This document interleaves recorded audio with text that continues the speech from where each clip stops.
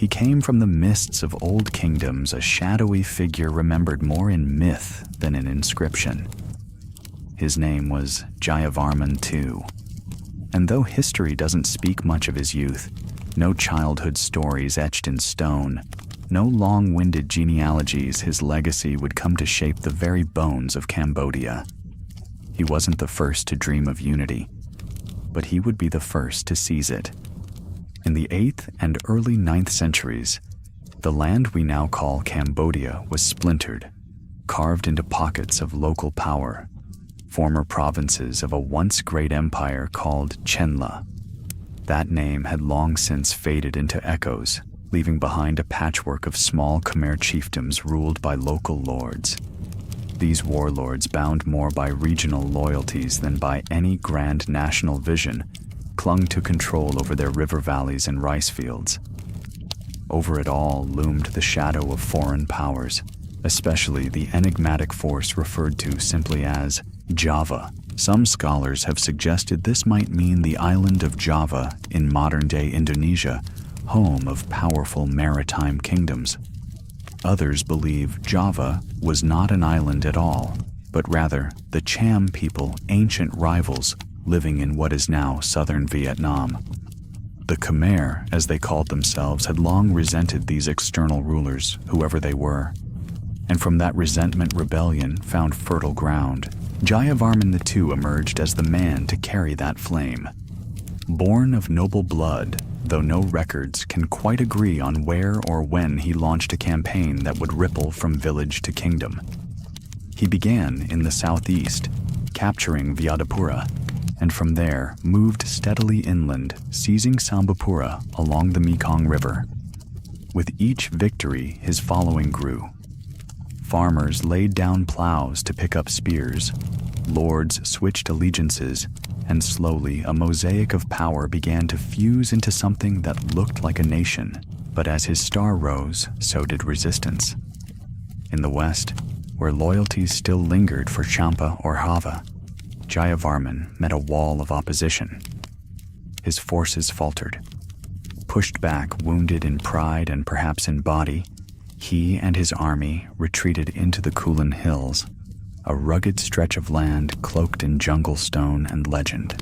The Kulin Hills, also known as the Lychee Hills, weren't welcoming. They were wild and tangled, a place where vines crept across boulders and time felt slow and weighty. But for Jayavarman, this retreat wasn't an end. It was a chrysalis. He knew brute force alone would not suffice. What he needed wasn't just a throne. He needed divinity. He needed a crown forged in myth, not metal. So there, on the sacred hills, Jayavarman II orchestrated something radical. With the help of a Brahmin priest from India, versed in Sanskrit chants and rituals, he performed a ceremony that had never been done before in Khmer lands. It was called the Deva Raja, the God King ritual. According to a 1052 inscription found at Stok Kok Tom, the ceremony was intended to free the Khmer from the tyranny of Java. But more than that, it served to sanctify Jayavarman's rule with cosmic legitimacy. We can only guess what this rite looked like. Perhaps it echoed the Vedic sacrifices of ancient India, kusha grass burning sacred fire flickering in the shadows, and chants rolling across the stone like low thunder. There might have been an animal sacrifice. There might have been visions. What mattered wasn't the detail. It was the message Jayavarman was no longer just a king. He was a conduit of divine will, and people listened.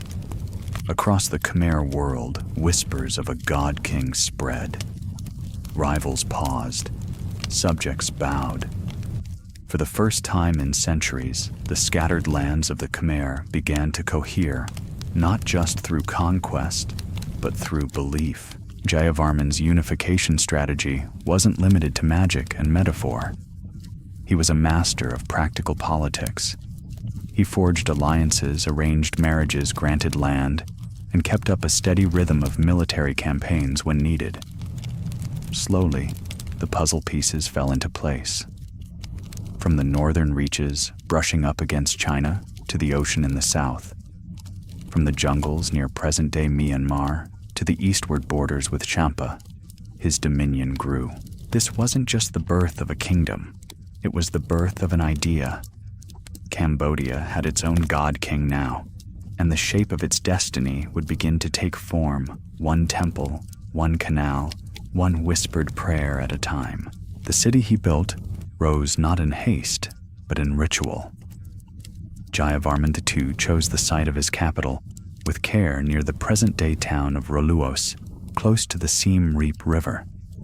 He called it Hariharalaya, a name combining two gods of the Hindu pantheon, Hari Vishnu and Hara Shiva. Just in the name alone, the message was clear. This would be a capital of unity, of spiritual fusion, a sacred place designed to mirror the divine order itself. But this was more than just a political center. It was a statement to the heavens.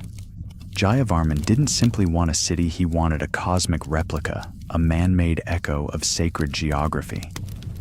In Hindu cosmology, the gods dwell upon Mount Meru, a mythical mountain ringed by oceans and lesser peaks. This mountain wasn't just metaphorical, it was architectural inspiration. In Angkor and in Hariharalaya, before it, temples would be constructed as symbolic meris, tiered soaring crowned with towers shaped like unopened lotus buds. So Jayavarman began to build. He set his palace high on firm ground and ordered the redirection of the Siem Reap River to accommodate the city's needs. Swamps were drained, dikes were carved. A vast reservoir known as a beret was constructed nearby, not just for irrigation, but for symbolism. The water mirrored the sea of milk from Hindu legend, the same one the gods had churned to create life and immortality. This reservoir didn't just hold water, it held belief, it held power. The entire urban space became an enormous mandala, a sacred diagram turned physical in stone soil and water. Imagine the labor.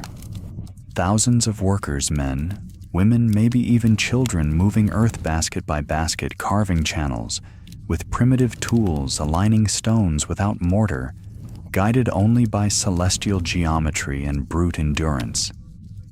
The heat would have shimmered off the stone. The air would have been thick with dust sweat and the chanting of ritual invocations. This was no ordinary public works project. It was divine choreography meant to proclaim, here is the center of the world. In the layout of the capital, religious power bled into administrative function. Temples weren't simply for worship. They were also political centers, hubs, where local elites managed resources and sent tribute back to the king. These temples became extensions of the god-king's authority, their steeples rising like signal towers that beamed spiritual legitimacy to the far corners of the realm. It was around this system of temple administrators that Jayavarman wove a subtle but powerful hierarchy. He granted lands to the priestly elite, binding them to his court, while also giving them reason to expand their holdings. The more land they controlled, the more rice they could grow. The more rice they grew, the more taxes they could collect, and the more prestige they gained by offering it to the crown. And so the empire grew, not just in force, but in yield. It wasn't only religion and irrigation that Jayavarman restructured. He reimagined kingship itself.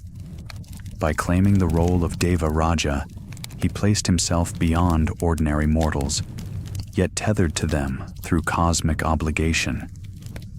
He wasn't just a ruler.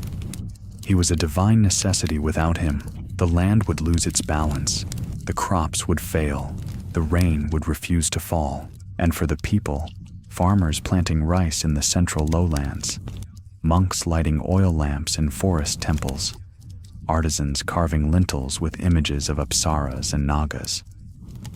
This idea of a divine king wasn't abstract. It was as real as the rising sun, as close as the water in the canal, as clear as the echoing gong of temple bells. Hariharalaya became not only a city of stone, but a city of stories. Its rituals stitched together heaven and earth. Its architecture held a mirror to the gods. And its very layout spoke a silent language to those who could read it.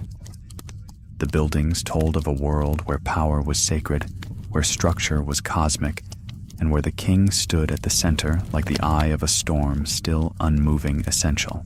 And yet, even as Jayavarman solidified his authority and anchored his capital, he must have known it was only the beginning. Foundations were laid, but the weight of empire would rest on the shoulders of those who followed. His successors would take his blueprint, both literal and spiritual, and stretch it into a civilization that would someday rival the greatest on earth. In that humid lowland beside the redirected river and under the wheeling stars, something was being born. Not just a kingdom, not just a capital, but an enduring mythology etched in stone and carried by time. What Jayavarman II gave birth to in Hariharalaya would ripple forward through centuries, not as a fleeting dynasty, but as a sacred formula. His successors didn't just inherit a kingdom, they inherited a ritual. The rite of Devaraja, once performed in the forested Kulin Hills, became canon. Every king after Jayavarman, for the next 500 years, would reenact this ceremony to sanctify his claim to the throne. It wasn't optional, it was essential. Without it, a ruler wasn't a god, and without divine sanction, he wasn't really a king. This fusion of monarchy and mythology created a kind of machine, political, religious, and architectural that would define the Khmer Empire. Each reign became a performance of the sacred. Every coronation, a recreation of the divine order. Even rebellion had to wear the mask of cosmic restoration. Usurpers didn't just claim power, they claimed the mandate of the heavens. The impact wasn't just symbolic, it was physical. This divine template birthed a civilization of monuments. Cities weren't simply built for administration, they were constructed as reflections of the cosmos. Reservoirs weren't just practical, they were oceans of milk. Palaces weren't just opulent, they were platforms upon which gods walked disguised as kings. And as each generation tried to outshine the last, this blueprint expanded in ambition. The modest ceremonial center of Hariharalaya became a model for the far grander cities that would follow Yasodharapura Angkor Thom, and eventually the breathtaking Angkor Wat. Each capital would grow larger, each temple would reach higher, each reservoir would stretch wider, but all of them would trace their lineage back to that first ritual on the Kulin Hills. All of them would echo the shape of Jayavarman's original idea that a king could become a god and that the architecture of the state could become a mirror of the heavens. Even the naming of kings followed his pattern. Varman, the Sanskrit word meaning shield or protector, became standard suffix. Jayavarman, Indravarman, Yashovarman. Name after name like a lineage of armor-clad deities stepping through time wielding both sword and scripture. And yet for all the divine titles and mythic architecture, the empire remained rooted in the daily labor of its people. The same hands that lifted sacred stones also planted rice-dug canals and carried baskets of mud. The empire was celestial in idea, but terrestrial in upkeep. This tension between the myth of godhood and the reality of kingship would haunt the Khmer state in the centuries to come. The more divine the king became, the more brittle the system grew. Because gods, unlike kings, don't bleed, they don't age, they don't falter, and no man, no matter how many rituals he performs, can escape those mortal certainties forever. Jayavarman II likely died around the year 850. His death is not marked by any grand inscription, nor does it echo with the drama of later kings. But in many ways, that's fitting. His true monument wasn't a tomb or a temple, it was an idea, one so powerful that it would animate a civilization long after his body had returned to the soil. In the generations that followed, Khmer kings would transform that idea into something immense. They would build temples the size of cities, dig lakes visible from space, and command populations of hundreds of thousands. Their empire would span across what is today Cambodia, Thailand, Laos, and Vietnam. It would rival the size of any in the medieval world. But none of it, not a single stone, would have existed without the quiet revolution started by a man in the jungle who turned kingship into divinity and divinity into statecraft. Jayavarman II didn't just found an empire, he conjured it. The sun rises slowly over the lowlands of Cambodia, filtering through mist and the murmur of cicadas.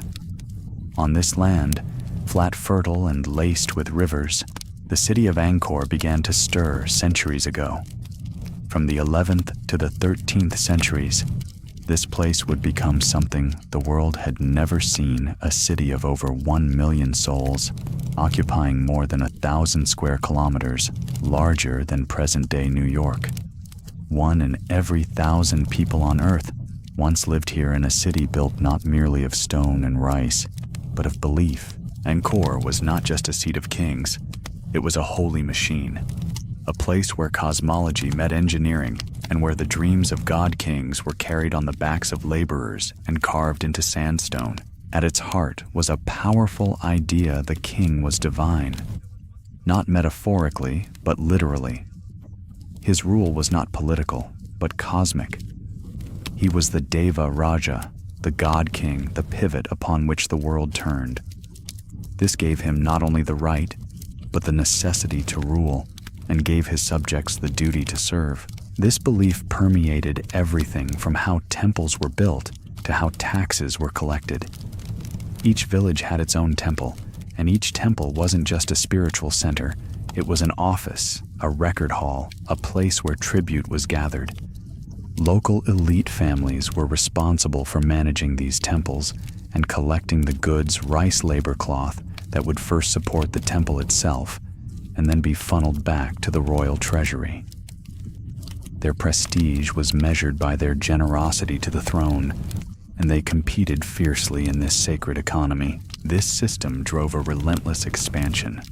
More land meant more rice meant more offerings, and so forests were cleared, fields, extended villages multiplied. Across Cambodia's central lowlands, a great sea of rice paddies bloomed, fed by the waters of Tonle Sap and the intricate veins of canals and reservoirs that gave life to the land. And yet the real wonder of Angkor wasn't only in its religion or rice. It was in its water. The Khmer didn't just settle near rivers, they tamed them. They shaped them like clay. The landscape around Angkor became one vast hydraulic network, a civilization that breathed through a system of reservoirs, inlets, and canals. They channeled runoff from the Kulin Hills to fill 2 enormous man-made lakes, the East and West Barets. These weren't small ponds. The West Beret alone stretched 8 kilometers long and 2 kilometers wide enough to fit 2,000 football fields. It wasn't dug into the ground. It was built up mound by mound with embankments the size of small mountains. These were the largest human-made structures on Earth until the modern industrial era. Water flowed through this system with a kind of music. Slow bends for gentle currents, long straights for rapid flow. They built subtle junctions, lock-like diversions, engineered to catch every drop of rain and store it for the months when the sky turned hard and dry. The system wasn't just about irrigation. It was about rhythm. It captured the monsoon's generosity and rationed it, turned chaos into order. During flood season, the reservoirs absorbed the excess, shielding the rice fields. In the dry months, they poured water gently back into the land. It was a circulatory system for the empire's body, a marvel of balance. From above, ancient Angkor would have looked like a motherboard, rectangular lines of water, reflecting sunlight temples, rising like chips of sacred architecture. It was geometry and spirituality combined. The Chinese diplomat Zhou Daguan, who visited Angkor in 1296, was astonished. He described not only the grandeur of the buildings, but the sound of bells and drums, the smells of incense, and the visual spectacle of a city that blurred the line between sacred and mundane. He saw women in ceremonial robes, monks walking barefoot among lotus ponds and bridges sturdy enough to carry elephants. Unlike modern cities that push farmland to their outskirts, Angkor embraced it. The fields were part of the city. Every open space was cultivated. Temples stood beside rice paddies. Palaces rose from earth that also gave food. It wasn't a city so much as a mosaic of villages, temples, and gardens sewn together by water and faith, and at the center of it all was the king, not just as ruler, but as myth incarnate. His presence sanctified the order of things. His rituals promised harmony, and his death, when it came, would shake not just palaces, but canals and clouds. This harmony between engineering and theology, stone and soil, produced one of the most dazzling urban centers the world has ever seen. It was not just a human achievement. It felt to those who lived there like something ordained, but like all systems, no matter how divine cracks would begin to form. To understand the cracks, we must first admire the symmetry.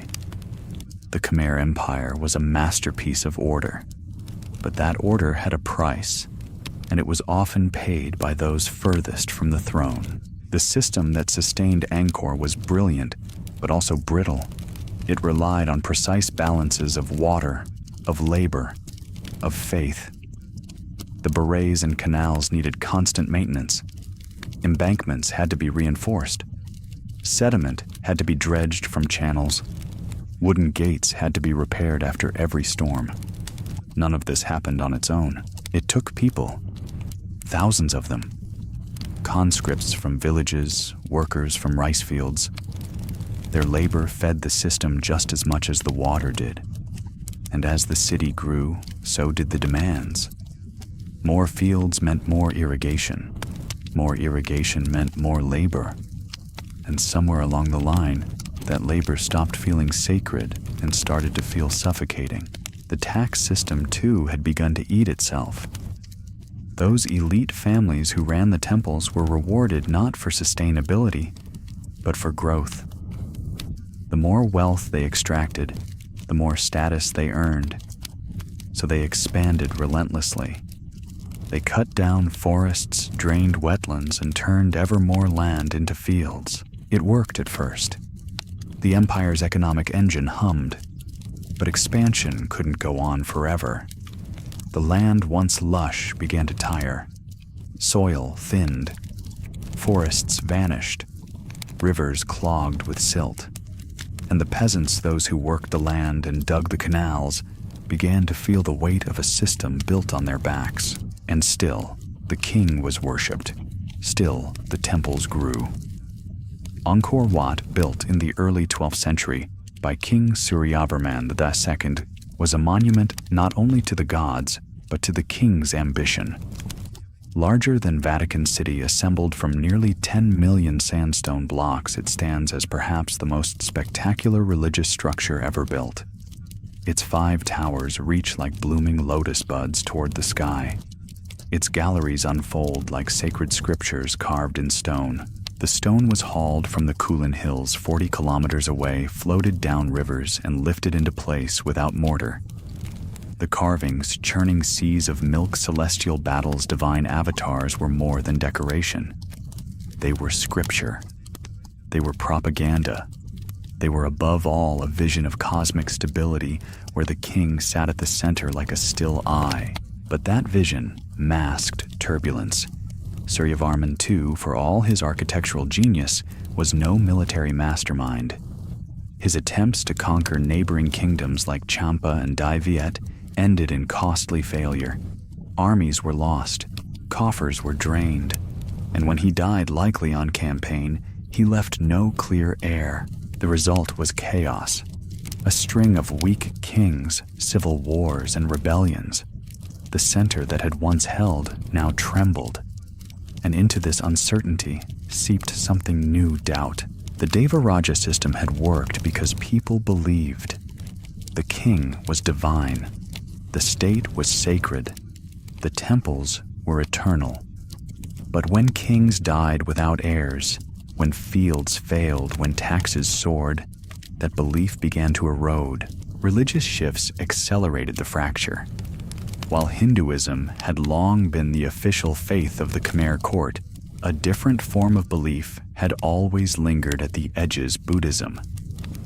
Unlike the hierarchical, deity-driven system of Hinduism, Buddhism, especially the Theravada form, offered something quieter, humbler, more personal. It didn't require kings or gods, just a path, just a practice. Among the common people, Theravada Buddhism found fertile soil. Its monks lived simply, wandered village to village, asked for nothing but a bowl of rice and a place to rest. They didn't tax. They didn't conscript. They listened. They guided.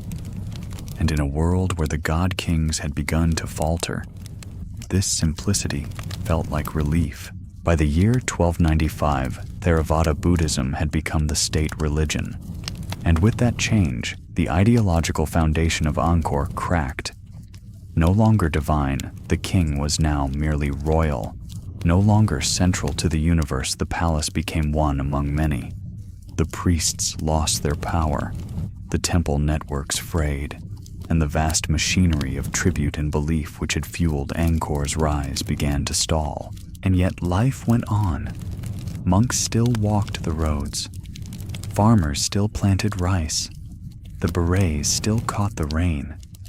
But beneath the surface, the system had shifted. What was once sacred had become political. What was once eternal now seemed temporary. The grandeur remained, but it was hollowed, like a statue whose eyes have been rubbed smooth by time. Beautiful still, but watching nothing. And as the sky began to change, as the rains came less predictably, and the rivers swelled in strange rhythms, the city that had once mastered water would learn what it meant to lose control. Angkor's golden age was not a lie. It was real, astonishing, alive. But even gold exposed to the elements begins to fade. And somewhere in that long, humid afternoon of empire, the first shadows began to fall. When Jayavarman VII died around the year 1220, the grief across Angkor must have felt like the closing of an age. His reign had seen glory rebuilt from ruined temples risen from ash and roads stretched like arteries across the empire. But beneath the grandeur lay a quiet revolution, one that would outlive him and slowly unmake the very structure that had lifted Angkor to greatness. He had been the first Khmer king to make Mahayana Buddhism the state religion, displacing the long-dominant Hinduism of earlier rulers. This was more than spiritual preference, it was a cultural upheaval.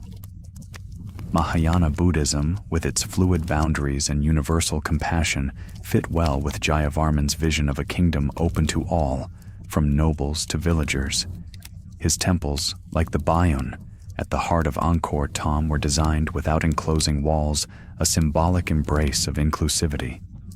He no longer claimed to be a god-king.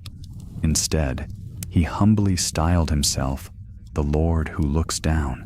But the shift came with consequences. The ideology that had once bound Angkor together, where kings ruled as divine figures and temples served both spiritual and political functions, began to fray. After Jayavarman's death, the religious pendulum swung wildly. One king embraced Buddhism, the next returned to Hinduism. The state religion changed not with the people's will, but with the personal beliefs of each ruler. What had once been a sacred certainty now became a revolving door. The common people watching these reversals must have wondered, if kings can no longer agree on who speaks for the gods, are they truly divine? Doubt crept in. And into that doubt entered something new, something older, yet freshly resonant: Theravada Buddhism. Unlike the temple-heavy, king-sanctioned Mahayana faith, Theravada Buddhism was austere, egalitarian, and deeply personal. Its monks wandered barefoot through villages, dressed in humble saffron robes, carrying no possessions but their begging bowls. They rejected luxury, renounced power, and lived off the alms of common people. They didn't demand taxes or labor, they simply taught. To the peasants who bore the weight of Angkor's divine machine, this new faith was a balm. It offered salvation without palaces, community, without hierarchy. Theravada monks lived among them, not above them. By 1295, Theravada Buddhism had become the official state religion. The king no longer carried divine authority. The priests of old temples, once powerful intermediaries between heaven and earth, were replaced by wandering teachers who spoke of suffering impermanence and personal awakening. Without the glue of god kingship, the empire's political structure began to falter. Temples no longer functioned as administrative centers. The tax networks decayed. The bureaucracy thinned. Even the architectural ambition that once defined Angkor faded. No new grand temples were built. No more berets dug. The kingdom that had once etched its name in stone now spoke in whispers. Jayavarman had hoped to unify his people through compassion. And for a time, he did. But his transformation of the kingdom's soul, gentle as it was, left a vacuum in power. Kings who followed could no longer command with sacred fire, and in the absence of the divine, the empire slowly began to forget how to stand. He never asked for a crown. Jayavarman, son of a king, grew up under the shadows of Angkor's gilded towers with the knowledge that power could be a burden just as much as a birthright. Unlike the kings who came before him, warrior kings draped in gold, enthroned in temples carved like mountains, Jayavarman was quiet, measured, and devoutly Buddhist. In a world ruled by men who fancied themselves gods, he walked humbly among monks. When his father died in 1160, the path to the throne should have been his. But ambition, as it often does, found another vessel, his own brother. The challenge was clear. Blood demanded vengeance. But Jayavarman's faith forbade it. To spill a brother's blood would not be an act of justice. It would be a betrayal of every principle he held sacred. So instead of civil war, he chose exile. He crossed into Champa, the age-old enemy of the Khmer. The Cham had once dominated Cambodia, had once ruled the very land he called home. But Jayavarman went not as a spy or soldier. He went as a man seeking distant peace, perhaps even forgiveness for a sin he had not yet committed. For 5 years, he lived in the land of his enemies. And during those 5 years, he watched from afar as his homeland unraveled. The brother who took his throne ruled poorly. The people once loyal began to whisper. The temples once full of incense and song echoed with silence. And then came another name, Tribhuvanaditya. A rebel, a usurper, a man bold enough to challenge royalty, and foolish enough to believe that fire could replace blood. Jayavarman, ever the loyal son, tried to return. Not to reclaim his throne, but to save his brother from the chaos he had sown. But he arrived too late. The rebel sat on the throne. His brother lay dead. And so Jayavarman turned back deeper into exile, deeper into mourning. He could have stayed away, could have lived out his years in obscurity, a ghost of a king. But fate does not let such men rest for long. In 1177, the Cham attacked. They didn't just invade, they humiliated. Sailing their dragon-headed boats up the Mekong, cutting through Tonle Sap like knives through silk, they reached Angkor with terrifying speed. The city, unprepared and undermanned, could do little. They sacked temples, burned palaces, and left the once mighty capital a skeleton of smoke and ash. Tribhuvanaditya was executed. The Khmer court scattered. And across the horizon, Cambodia lay in ruin. But from the rubble, a name began to rise again: Jayavarman. Now, over 50, the exiled prince rode back through scorched villages and fields blackened by fire. He was no longer a pacifist. He was no longer just a monk or a prince. He was hope. The people met him not with suspicion, but with relief. They remembered his restraint. They remembered his silence in the face of ambition. And now, in a time of crisis, that silence had become wisdom. He was crowned Jayavarman VII in 1181 without spilling a drop of blood. But the kingdom he inherited was not the one he left.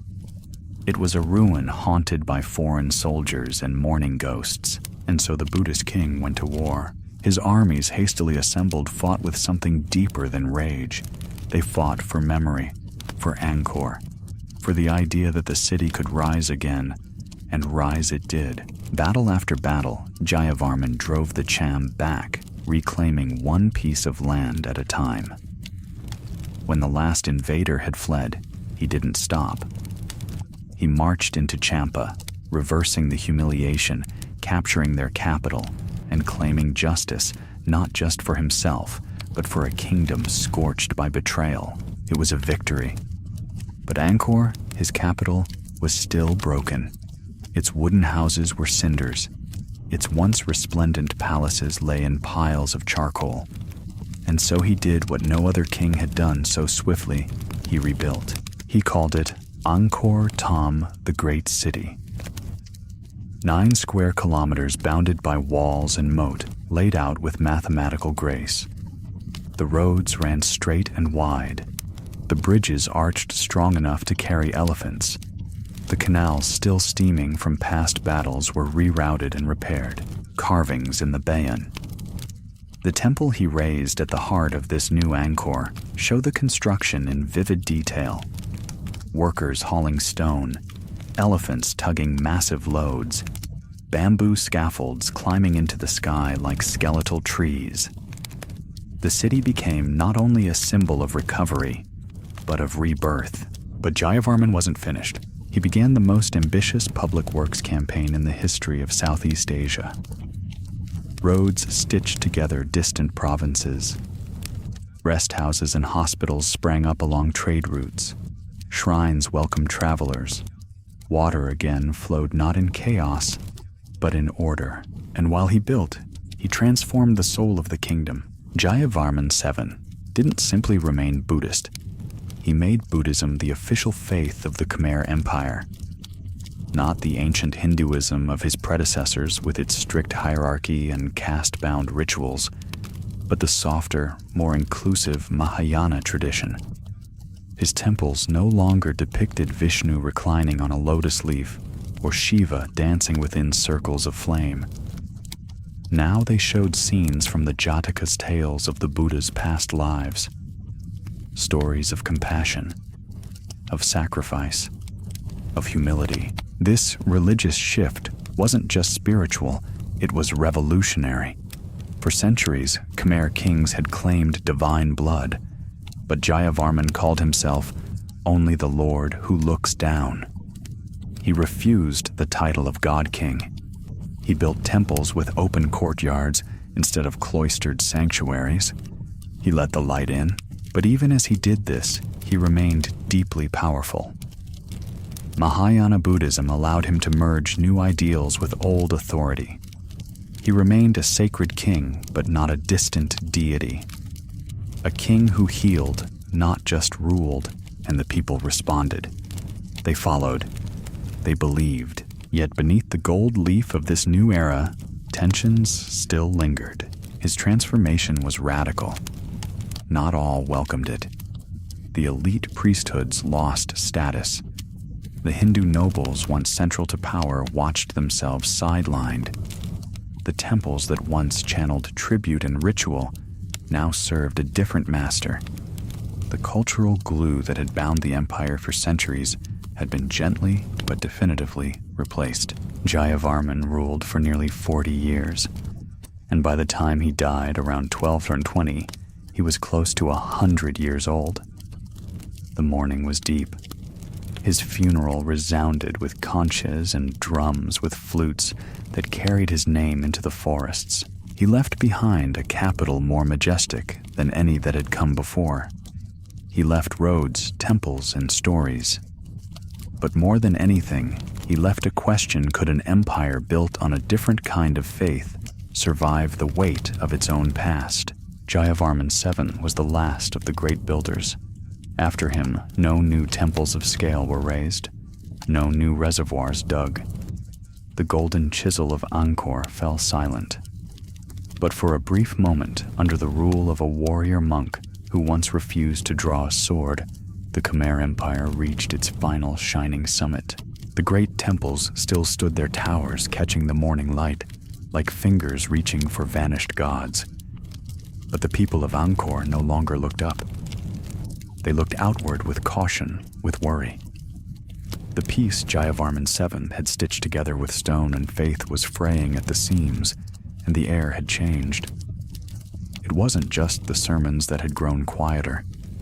It was the distant thunder of hooves on old roads. To the west, in what is now Thailand, the kingdom of Ayutthaya had risen with the restless energy of youth. Founded in 1350, it was bold, organized, and hungry. Once a vassal of the Khmer Ayutthaya, now saw itself as heir to a new order, one that would no longer bow to the old gods of Angkor. It was a kingdom of trade, of maritime ambition, where rivers met the sea and foreign ships unloaded goods by the ton. Its capital swelled with markets and spires, and early French explorers would one day compare it to Paris. But Angkor was no longer the center of the world. Its divine authority had been replaced by something more human, humble, uncertain, and mortal. The king no longer claimed to be a god. The temples had ceased expanding. No more berets were dug, no more inscriptions carved into stone. The rituals that had once bound the kingdom to the heavens were now carried out in smaller, quieter ways, and Ayutthaya noticed. They tested the old line. In 1352, King Uthong of Ayutthaya led a great army across the border. His target was not some distant frontier town, it was Angkor itself. He marched across the plains of Cambodia, a land once ruled with sacred geometry, now vulnerable and tired. The roads, once celebrated as lifelines of empire, had become paths for invaders, and they led directly to the heart. Angkor had walls, it had moats, but it was not built for war. It was built to mirror the heavens, not to resist the earth. The city's flat terrain, perfect for rice cultivation and ceremonial grandeur, offered little protection against siege engines and war elephants. When Uthong's army arrived, the city resisted, but only for a while. The walls fell. The gates were forced open. The city of gods was breached. For a time, the Khmer submitted. A puppet king loyal to Ayutthaya was placed on the throne. But submission was never in the Khmer blood for long. Rebellion followed. The puppet was cast out. A Khmer prince reclaimed the crown, but the damage had been done. Ayutthaya had seen how soft the center had become, and they would return. The years passed with rising tension. While Angkor faltered in silence, Ayutthaya grew in strength. They absorbed surrounding lands, solidified trade networks, and refined their military. The Khmer, meanwhile, struggled with succession faith and fading resources. Temples crumbled, canals silted. The countryside whispered of droughts and discontent. The machinery of empire, so complex and interwoven, began to stall. By the early 1400s, the shadow of Ayutthaya once again loomed over the kingdom. This time, they did not strike quickly. They prepared, they surrounded, and in 1431, they came again, this time to end what they had started nearly a century before. The siege of Angkor began. It would last 7 months. The city, proud even in decline, resisted with a tenacity born from desperation. Drums echoed across the moats. War elephants battered gates. Smoke coiled above treetops. The canals, once graceful ribbons of irrigation, were blocked. Supplies ran low. Hunger arrived with the monsoon. Outside the walls, Ayutthaya's army encircled like a tightening noose. Inside, faith alone could not feed a city. The same infrastructure that had once fed an empire now betrayed it. Roads brought the invaders swiftly to the gates. The flat plains offered no refuge. The temples, once centers of tribute and command, stood silent, stripped of their divine patrons.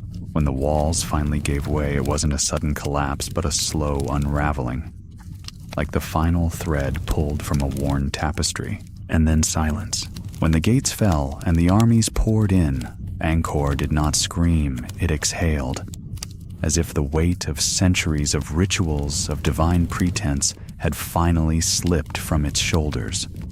The Thai soldiers moved through streets, once meant for processions, past bas reliefs carved with gods and demons, past lotus pools, now overgrown with weed and quiet regret. They did not merely conquer.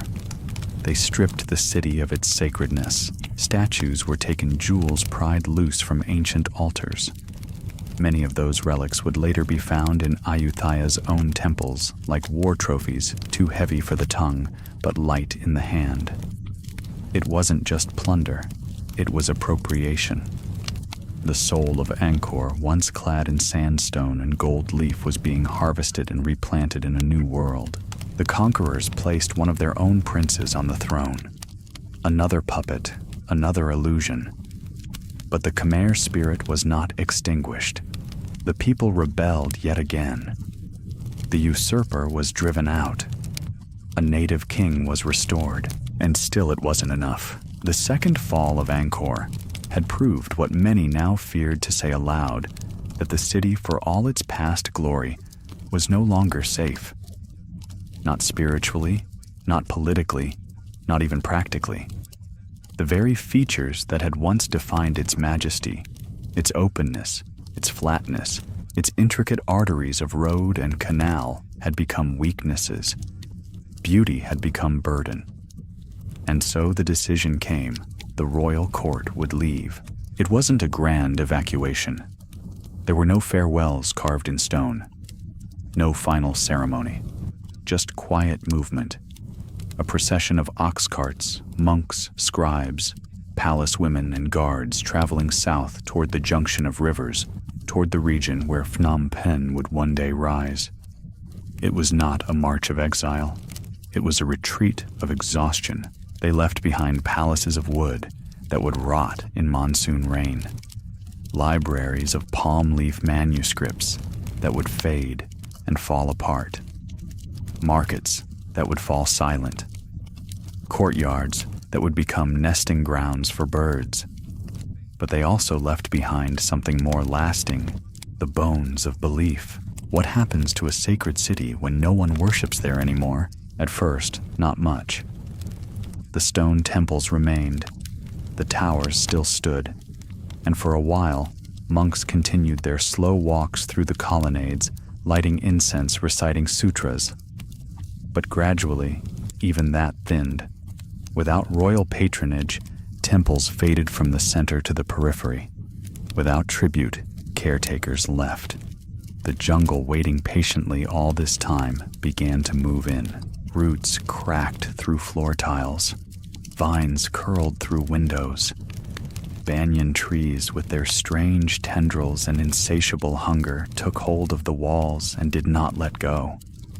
The temples became carcasses, beautiful, hollow, embraced by nature in the gentlest and cruelest way. And yet Angkor did not disappear. It shifted from a living empire to a memory, from a city of kings to a city of questions. When Portuguese missionaries stumbled upon its ruins in the 16th century, they asked who had built it and why they had left. They could not believe the Khmer, still working the nearby fields, still reciting prayers, had been the architects of such wonder. They looked for answers in Rome, in Alexander the Great, in myths. anywhere but the soil beneath their feet. But the answer had always been there. Angkor had fallen not in fire, but in forgetting. Not in battle, but in erosion of power of belief, of the systems that held it all together. The fall had not been sudden. It had been slow, like water carving a canyon over time. Political weakness, religious transformation, environmental strain, foreign invasion, and perhaps most devastatingly, the slow undoing of faith in the sacred center. By the time Angkor was truly abandoned, its fall felt inevitable. But inevitability is only visible in hindsight. To those who walked those final streets, who saw the towers bathed in the last light of day, who listened to the cries of monkeys echoing through empty courtyards, it must have felt surreal, as though the gods had left first, as though they had quietly packed up their shrines and moved on, leaving only the shadows of their presence behind. And so the city slept. Centuries would pass. Its name would fade. Its causeways would sink into moss. But it never truly vanished. Not in memory, not in stone.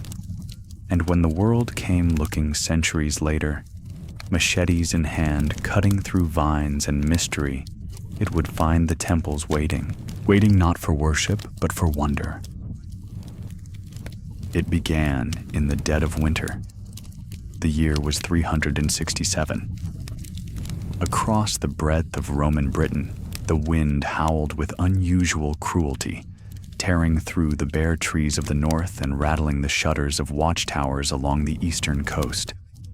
Soldiers wrapped in rough wool cloaks and huddled by low fires looked out toward the dark sea and saw only waves. But beyond that horizon, forces were gathering. For centuries, the Roman Empire had fortified its northernmost frontier in Britain against the so-called barbarians. Walls had been built, most famously, Hadrian's stretching like a scar across the waste of the island. Garrisons had been placed, treaties signed. And yet, for all their order, the Romans had grown used to thinking of the north as quiet. Cold, yes. Wild always. But manageable. Predictable, until it wasn't. What would come to be known as the barbarian conspiracy, or in Latin, the conspiratio barbarica, was not a single invasion. It was a coordinated, multi-pronged assault, launched with eerie precision and devastating effect. The Romans would later insist it was a conspiracy, an agreement among enemies who had long warred with one another, now striking in unison. But others suspected it was less a grand plot and more a perfect storm. Rome, distracted, stretched thin, and no longer feared. The first to strike were the Picts from the north, fierce highland warriors who painted themselves in blue and knew the land better than any map. They slipped past Hadrian's wall through fog and over moor, moving swiftly and silently, appearing in villages before word could even be carried south. Farms burned, watchtowers fell, entire settlements disappeared into smoke. From the west came the Scotty raiders from Ireland, who had long sent ships across the sea to strike Roman shores. This time, they did not just plunder, they occupied. Roman towns along the western coast found themselves suddenly encircled, their defenses tested not by a single raid, but by siege. These were not scattered pirates. These were invaders with intent. And then from the east came the Saxons. They came not on foot, but on longboats cutting through the channel and making landfall in the vulnerable eastern ports of Britain. Towns that had once traded spices and wine with Gaul now found themselves engulfed in fire. The Saxons moved fast, looting, killing, and vanishing before any Roman response could be mounted. The timing was surgical. Roman records would later suggest that the frontier was momentarily unguarded, that key garrisons had been removed or bribed. Some even whispered that native Britons disillusioned with taxation and conscription had quietly opened the gates. Whether betrayal or coincidence, the effect was the same. the empire lost control.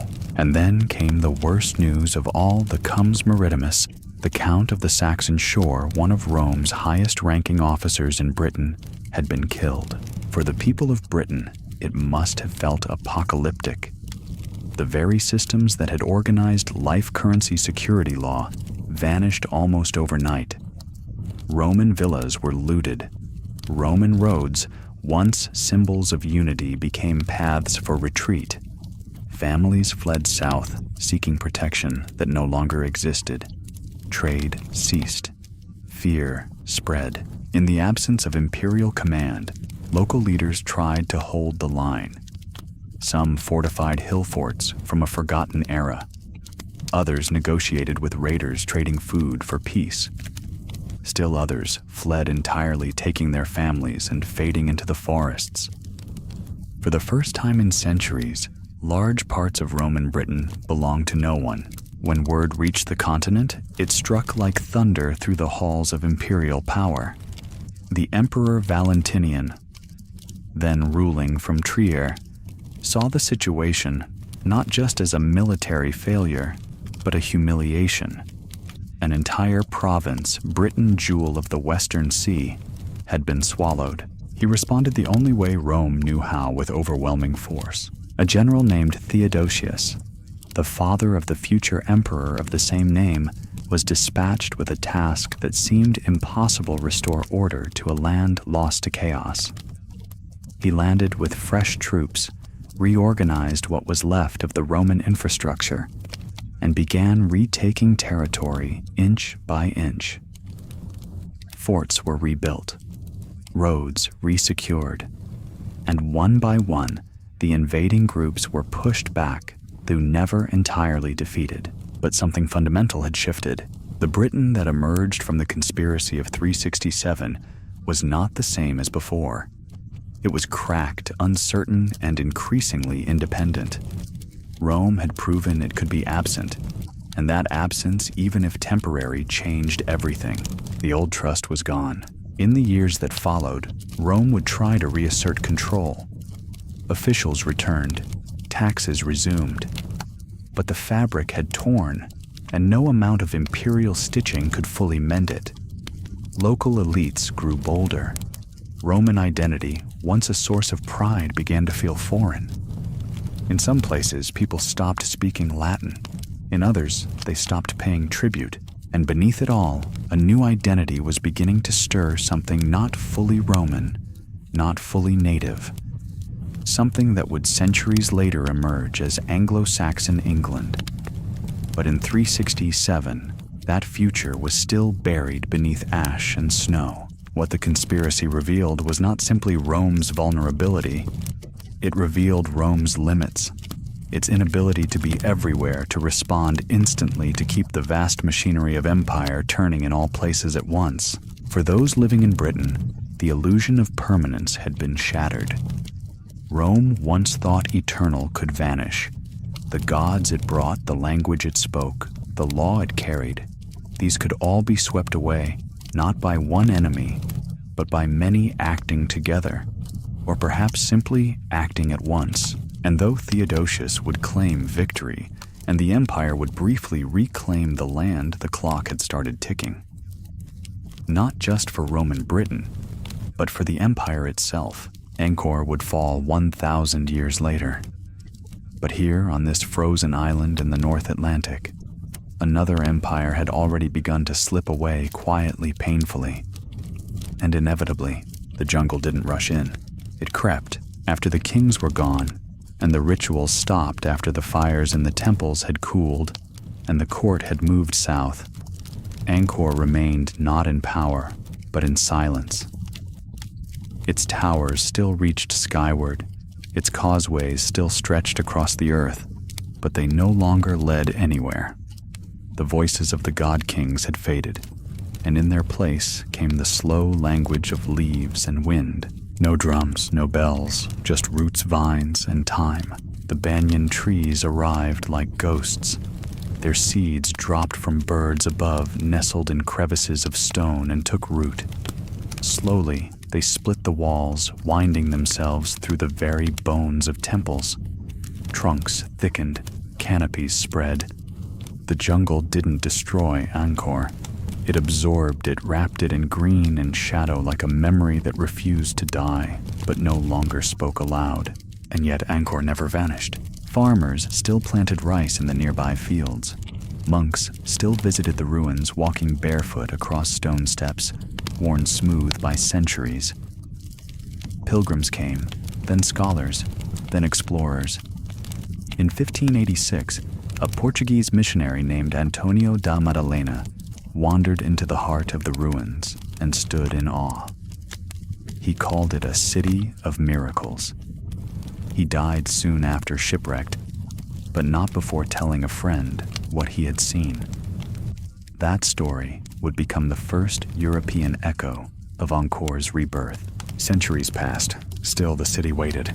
When the French arrived in the 19th century, machetes in hand, they hacked their way through walls of green and found something both magnificent and haunted.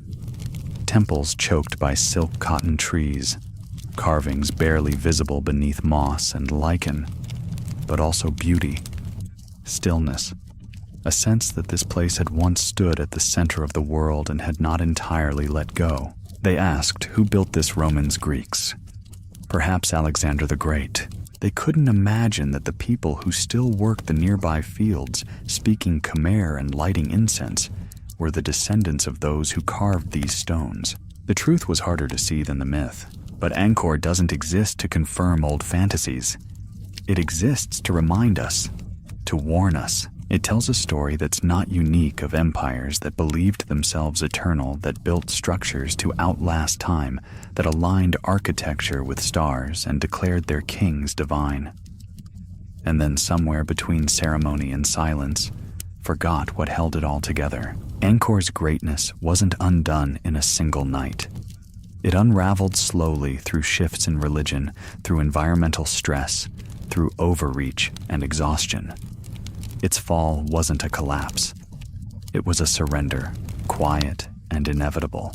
And what it leaves us is not just ruins, but reflection. The canals that once irrigated rice now fill with lotus.